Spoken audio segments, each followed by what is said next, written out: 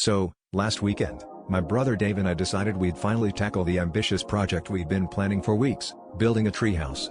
We'd been dreaming of it since we were kids, and now, as adults, we had the time and a surplus of wood left over from Dave's recent obsession with DIY furniture. We picked the perfect tree at the edge of our property, right near the fence line, and got to work.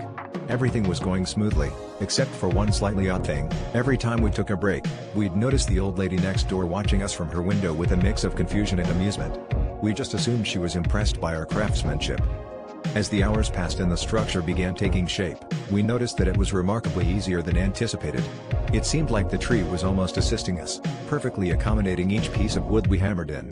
As evening approached, we took a step back to admire our work. That's when old Mrs. Henderson, our next-door neighbor, came shuffling over with a plate of cookies. She chuckled, "You boys sure know how to make an old lady's day." We thought she was just being friendly, so we accepted the cookies, thanked her, and carried on. The next day, we woke up with aching muscles but a renewed sense of purpose. We were determined to finish the treehouse before the weekend was over.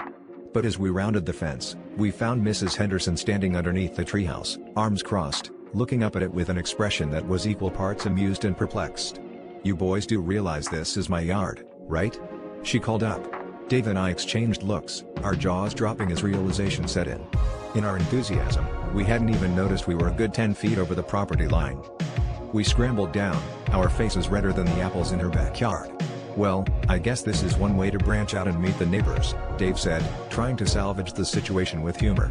Mrs. Henderson burst into laughter and offered to let us keep the project going, provided we shared the treehouse with her grandkids. So, in the end, what started as a simple weekend project turned into a neighborhood collaboration, proving once again that good fences make good neighbors, unless, of course, you're building treehouses over them.